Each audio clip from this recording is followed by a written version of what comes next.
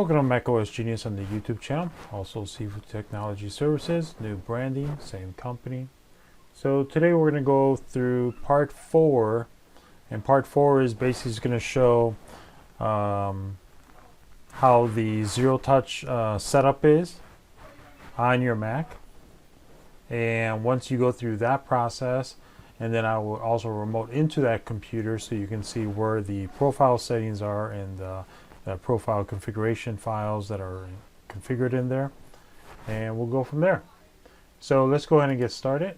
So basically here we're on viewing a MacBook Pro. We're going to select our region as United States. I have turned off the audio on this, and then you want to select on accessibility. Now you're here, as you can see. So we're going to select our region as United States, accessibility, and now this is what you want to get: remote management. So the Baker Demonstration School is the organization I'm working for to getting their Jamf technology updated with Google Suite and so forth. So we can go ahead, continue. We hit continue. Right below where it says learn more about remote management is going to be popping up installation profile. You can see it says management server. So it is connected. This is what you normally would see on any MacBook or any iOS devices as well, with the remote management. See server requests, device information. It's going to keep going through a whole slew of more additional information. Connecting to servers, self-service configuration. I don't know if they use self-service anymore. Jamf used to use a program called self-service. So if people wanted to request certain apps, they do it from through self-service. I get the notification, and then it gets deployed out or purchased. So now we're done with that. We want to select on the data and privacy. We'll go ahead and hit continue. Enable location services. That's fine. Hit continue. And then you're just going to give it a moment. It's like kind of logging in. There you go. So now it did actually create that BDS tech that I did show you earlier. Let's see if we can type in the password and see if this is correct. We hope it is, because it would be just a pain to wipe the computer all over again. So we got to put it in there. So now we're going to hit. So it looks like it's going to be working, and then so normally it's not going to be a King Penguin there. I want to try to change it to a different icon. I want to see, I'm going to figure it out if we can do it through Jamf. So now it says updating the managed settings, configuring the MDM push services. So it's doing whatever it needs to do to make sure it has the appropriate files. So now we're at accessibility again, which is what you saw earlier. So you're just going to hit net now. Data privacy, when I select continue, check mark the analytics. So then once this is loading, this takes a moment to make sure that's, and then there we go. Now we're there. Now this keyboard is setup assistant. We'll just quit this. This normally doesn't come up. It's only coming up because my USB-C that's connected to my call digit is connected to another keyboard, so it sees a Razer keyboard. So basically right there, that's pretty much it. So let me go ahead and stop this video. So what we're going to do is we're going to remote into that computer. I've already installed remote software on there. Give me a moment. Okay, so this is the same computer. You see is BDS Tech, and it's asking for a password. So we're just going to pop in the password here. All right, so install driver. This is basically, I use Splashtop Professional, and that's basically pops up with that. So basically I install that.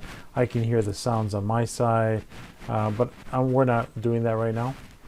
So we can go back and validate if you wanted to. That is the same serial number that we used earlier.